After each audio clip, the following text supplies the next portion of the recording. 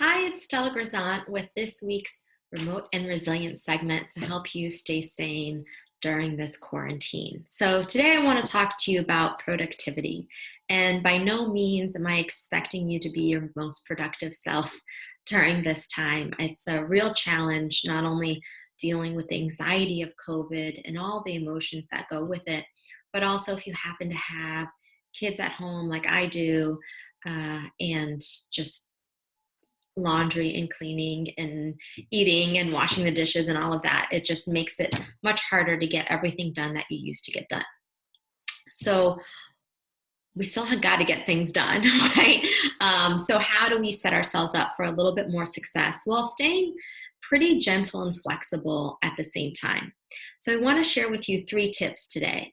The first tip is to experiment with your schedule, right? I've probably had 10 different versions of schedules since this quarantine started, and maybe you've rotated through a few versions yourself, or you've just started and I don't know if you're keeping to yours, but if you are, magnificent. But if you aren't, what my suggestion is to notice what at this point we're at week 7, 8, I don't know which week we're in, but you've probably noticed there are certain times of the day that are more productive for you, or that your energy is more optimized to do certain tasks at certain times of the day. So whatever that is for you, I want you to kind of now take a step back with all your lessons learned. And if you are living with someone or a family, take a step back together and talk about it and think about, well, what's one small shift you can make to set everyone up for success more? Maybe that's your having your work meetings at a certain time of day, or making sure that everyone eats at the same time every day. Whatever those small adjustments are that you can make, consider doing that for just the week ahead, and then regrouping as a family or by yourself and just thinking, okay, what worked well, what didn't, what new adjustments can I make? So instead of your feeling like this is going to be it, just say, this is what I'm going to experiment with. That gives you a little bit of lightness, and it kind of removes the the judgment and the beating yourself up for when it doesn't necessarily work out. So once you experiment, let's say you actually have found a time where you are productive, or when you can actually do work without distractions or Zoom calls. Once you're in that zone, one thing that I would recommend for you to do is to do a version of the Pomodoro Method. If you haven't heard of the Pomodoro Method, it's basically a way to work in sprints, it's small amounts of time with very specific tasks, and then giving yourself small breaks. So what I recommend is you start with 25 minutes. You set a timer for 25 minutes. If it's not your phone, it's even better, because if you do it on your phone, then you start reading email, you get distracted, blah, blah, blah. So a kitchen timer, your Alexa, whatever, and you set it for 25 minutes, and you tell yourself, for the next 25 minutes, this is the very specific one thing I want to accomplish. Now, where my clients get into a mess, and I do this too, is I'll have on my to-do list, write presentation. So when I'm sitting down for my 25 minutes, if I have write presentation, I'm not going to write that whole presentation in 25 minutes. So I'm not setting myself up for success if I don't get real specific and drill into what in the 25 minutes can I realistically do. So in 25 minutes, I can do a rough draft of an outline of a presentation. You see what I'm saying? And then after the 25 minutes are done, you take a 5-minute break. So you set that timer for that as well.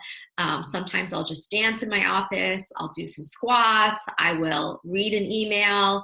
I will go grab a snack, go to the bathroom, whatever you need to do. And then I return and I set the timer again.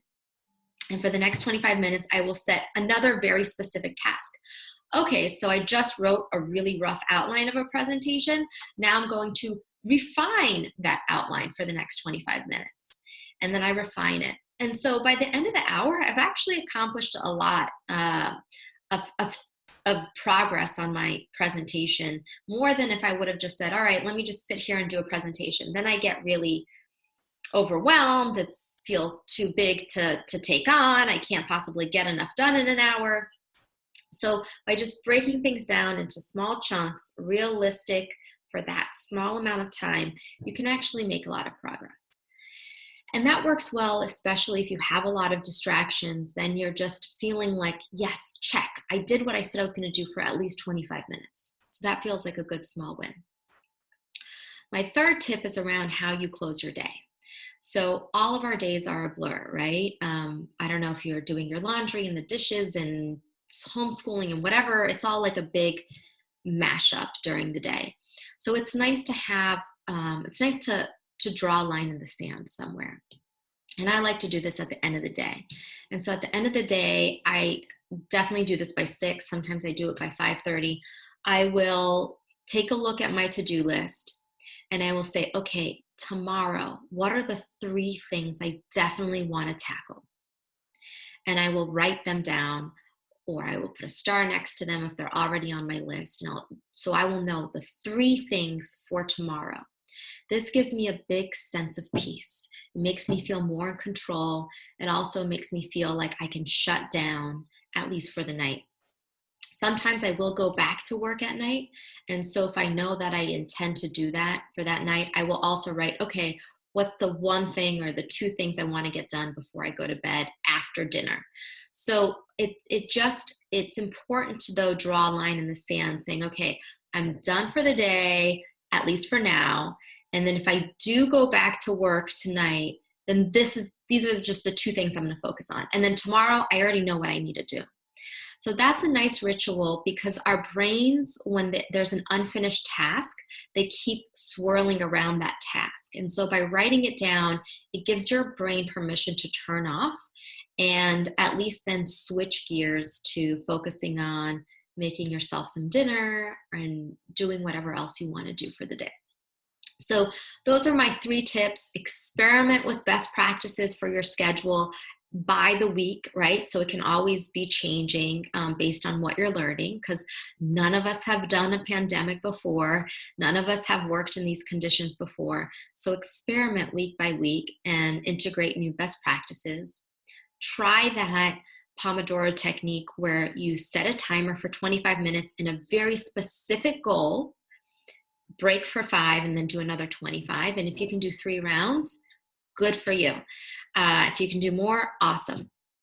And then finally, create a end of day ritual so that you are drawing a line in the sand and creating peace for yourself for the night and setting yourself up for success the next day. So I hope that helps, and I hope that you and your families are well. I want to thank each and every one of you who have sent me the most heartfelt notes this past week in responding to the news that both my grandparents passed last week. So I just want you to know I read every single comment and it really touched my heart. And I thank you so much for that. And I hope you and your families are staying well. If you like these tips, please subscribe to my YouTube channel. You can also send your friends and colleagues to remoteandresilient.com where they can sign up to get these updates as well. And you're more resilient than you think, and we're going to get through this. Take care.